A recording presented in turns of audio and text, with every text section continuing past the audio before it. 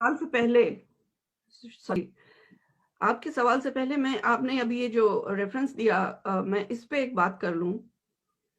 ग्वादर कोई मिठाई नहीं है कि ओमान उसको बेचता है।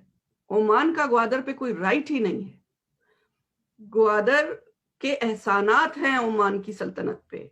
गिफ्ट एज ए गिफ्ट दिया गया था। आप मेरी बात सुनिए और इसको आप रिकॉर्ड में रखिए के, और आप इसे कोट भी कर सकते हैं।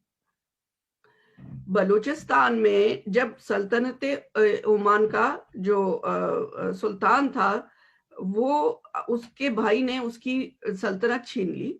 वो बलूचिस्तान आया। हम लोग बिल्कुल आमने सामने कश्तियों में हम एक दूसरे के पास चले जाते हैं, हमारे रिश्ते हैं एक दूसरे से। वो आया पनाह के लिए। तो बलूचिस्तान के जो किंग थे, जिन्हें हम खान कहते हैं, बलूचिस्तान के बादशाह ने ओमान के बादशाह को पनाह दी, ग्वादर के शहर की आमदन उसको दी और उसको अपना दामाद बनाया, अपनी बेटी दी और अपनी बेटी के अखराजात के लिए ग्वादर की आमदन, क्योंकि ग्वादर एक एक्टिव पोर्ट था हमेशा से, सदियों से, उसकी आमदन उसको दी गई ताकि जो हमारी जो प्रिंसेस थी, शहजादी थी, उसके और उसके बच्चों के अखराजात पूरे हों। उसके बाद बलोचों ने उस जो सुल्तान था उसके साथ मिलकर जाके हमला किया और उसकी सल्तनत वापस लेके उसको दी। इस वक्त जो सल्तनत ओमान वाले हैं, ये हमारे भांजे हैं, बलूचों के बच्चे हैं। और ये ब्रिटिश की जो साजिश है उसका शिकार हुए, जैसे कि हमारे बहुत सारे सरदार शिकार हुए, कि उनको ब्रिटिश ने एक तरीके से ये दिलाया कि तुम ग्वादर को अपनी मिल्कियत शो करो।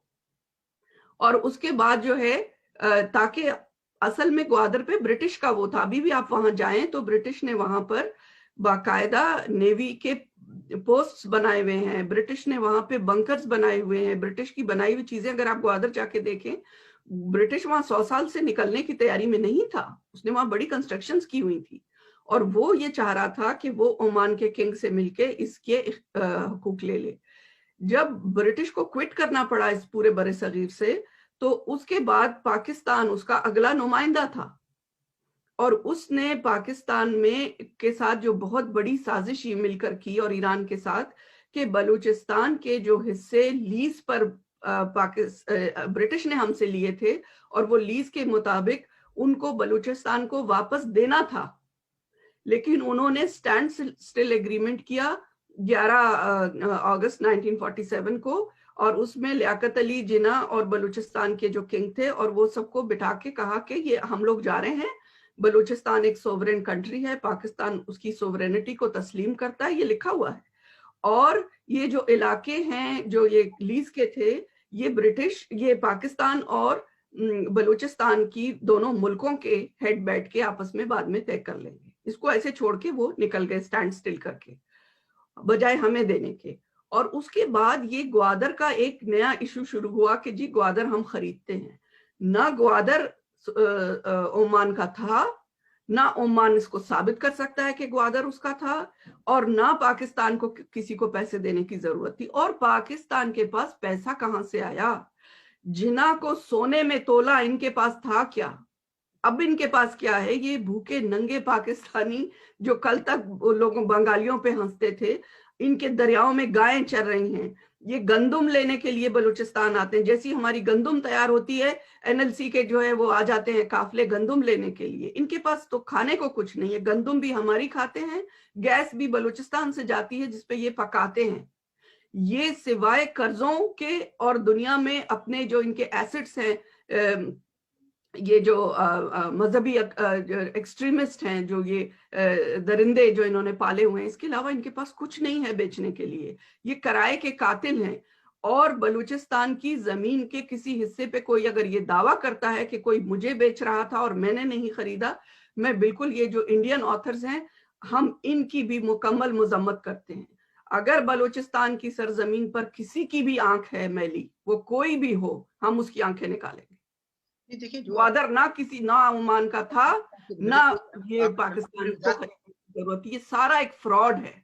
आपने एक वजाहत करती, लेकिन आपने भी बात वही कही है कि ये जो है ना इलाका जो ग्वादर का, ये गिफ्ट किया गया था। नहीं, लफ्ज गिफ्ट। बिल्कुल नहीं किया गया था। बलोच अपनी जमीन किसी को गिफ्ट नहीं करता, सॉरी। अपनी बेटी को नहीं दिया उसने? नहीं नहीं नहीं, हाँ, उसने ग्वादर अपनी बेटी को नहीं दिया। जब तक उनकी बेटी और उनके दामाद ग्वादर में रह रहे थे, उनके नवासे ग्वादर में रह रहे थे, ग्वादर पोर्ट की इनकम उनको दी गई थी। जब वो यहाँ से चले गए, मसला खत्म। तो फिर जब चले गए तो फिर वो बलूचिस्तान के कंट्रोल में क्यों नहीं आया फिर वापस वो इलाका? वो बलूचिस्तान के ही कंट्रोल में था। वहां पे अभी भी बलूचिस्तान के जो किंग है उनका घर है वहां पे, जहाँ दुनिया का सबसे खूबसूरत सनसेट आप देख सकते हैं ज्यूनी में, ग्वादर के पास। वो वहां पे उनका घर है अभी तक। आप टॉपिक से थोड़ा सा हटके हैं, लेकिन चलिए कोई बात नहीं है, ये ये मालूमात देखिए, बात ये है कि मैं जब जाती हूँ ना, गूगल करती हूँ, ये विकिपीडिया में जाती हूँ, बहुत विकेट है, हर जगह झूठ लिखे हुए हैं। बलूचिस्तान की तारीख को, बलूचिस्तान के जो रियलिटीज हैं, उनको जिस तरीके से पेश किया जा रहा है, जिसमें बहुत सारे फैक्टर्स हम देख रहे हैं जो अपने इंटरेस्ट के हिसाब से हिस्ट्री शो करते तो हैं। आप ये इस इनकार तो करती हैं कि आप इस इनकार करती हैं कि फिरोज खान नून जो पाकिस्तान के वज़ीर आज़म थे 1958 में, उन्होंने सितंबर 1958 में ओमान से खरीदा, आप इसे इनकार करती हैं? वो एक फ्रॉड है। उन्होंने खरीदा। आप चले जाएं, मैं आपको कहती हूँ, आप चले जाएं और जहां आप खड़े हैं किसी दुकान के बाहर, और आप किसी बाहर अपने जैसे किसी क्लाइंट से कहें कि ये दुकान मुझ पे बेच दो, और वो आपसे पैसे लेके कहे ये दुकान तुम्हारी है, तो ये हो सकता है? इसमें ये एक अंग्रेज का फ्रॉड है जिसको पाकिस्तान ने और ओमान के ये सुल्तान ने 1958 मिलकर में तो किया। बेचना क्या था? देखें, ये आप, मैं इस बात को मान लेता हूँ कि ये जो ब्रिटिश चाहते हुए पाकिस्तान को अपना एक लिहाज से इन्वर्टेड कोमा नुमाइंदा बना गए, ये हमारे इंटरेस्ट का ख्याल रखेगा पाकिस्तान, इस हद तक मैं मानता हूँ। लेकिन 1958 में पाकिस्तान में अंग्रेज नहीं था। अंग्रेज के ये कह सकते हैं कि हमदर्द हो सकते हैं उनके, या उनके जो सिविल सर्विस थी ब्रिटिश की, उनके वहाँ लोग थे। लेकिन हमदर्द ये किसी के नहीं है, ये उनके नौकर थे। चलिए नौकर कह लें, ठीक है, आपको बुरा करना चाहती हैं तो मतलब ये कहने का है कि पाकिस्तान के उस वक्त के जो वजीर आजम थे, उन्होंने एक मायदा किया ओमान के साथ, और जिसके उसमें उसके मायदे के नतीजे में जो है ना ग्वादर इस मायदे की पाकिस्तान। कोई हैसियत नहीं है। ये हम इस मायदे को एक फ्रॉड के अलावा कुछ नहीं समझते। चलिए ये आपका हमारी देखिए, बलूचिस्तान की सरजमीन का 1 इंच भी ना हम किसी को तोहफे में देते हैं, और ना हम किसी, ये तो तमाशे बने हुए हैं भाई। भुट्टो ने बलूचिस्तान का एक बहुत बड़ा हिस्सा शायरान को तोहफे में दे दिया। कश्मीर का एक टुकड़ा इन्होंने चीन को तोहफे में दे दिया। आपको कैसा लगता है? किसी को हक है कि आपकी सरजमीन कोई तोहफे में? नहीं, बिल्कुल। हमारे बादशाह ने, हमारे जो किंग थे, उन्होंने ग्वादर की आमदन, इनकम अपनी बेटी को और अपने दामाद को दी। उनके जाने के बाद, हाँ, क्योंकि उनकी आर्मी में बलोच हैं, और वो सबसे ज्यादा अभी भी बलोचों की 30% वहां पे आबादी है, और बलोचों के पास डुअल नेशनैलिटी है वहां की। हमारा आना जाना डेली बेसिस पे रहता है, तो एक हमारा उनके साथ रिश्ता था। लेकिन ग्वादर के ऊपर किसी का ये हक कि मैं उसको बेच दूं, एक बहुत बड़ी कॉन्स्पिरेसी हुई।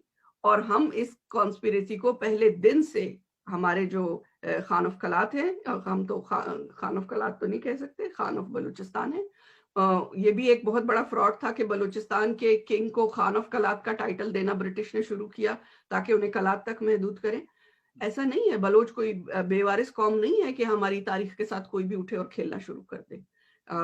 ये जो ग्वादर के बारे में बात करता है, चाहे हिंदुस्तानी करता है, चाहे पाकिस्तानी करता है, चाहे ओमानी करता है, हम इसकी शदीद मजम्मत करते हैं, और हम इस चीज को डिक्लेयर करते हैं एज अ रिस्पॉन्सिबल बलोच। मैं आपको कह रही हूँ कि ग्वादर कभी किसी को ना हमने गिफ्ट में दिया, ना बलोच अपनी जमीन किसी को गिफ्ट देता है। हमने इसकी इनकम दी थी क्योंकि ये एक्टिव पोर्ट था, अपनी बेटी को दी थी, और उनके जाने के बाद इससे उनका कोई ताल्लुक नहीं था। अंग्रेज का एक फ्रॉड था जिसे अंग्रेज के नौकरों ने आगे बढ़ाया, और उस सारे फ्रॉड से जो है हम उसकी शदीद मजम्मत करते हैं। देखिए, ये तो आपने कह दिया, चलें, ये आपका, that's your view of the history of Gwadar, ठीक है जी। हिस्ट्री मौजूद है, उस वक्त भी हमने इसकी तरदीद की थी। ठीक है, उस वक्त के जो हमारे बड़े थे उन्होंने कहा था कि ये मैं गलत ऐसे ही करूंगा ना, कि क्योंकि आपको बलोच हैं, बलोचिस्तान के बारे में आपका इल्म मुझसे ज्यादा होगा, मैं इसमें कोई बहस नहीं करूंगा, ठीक है जी।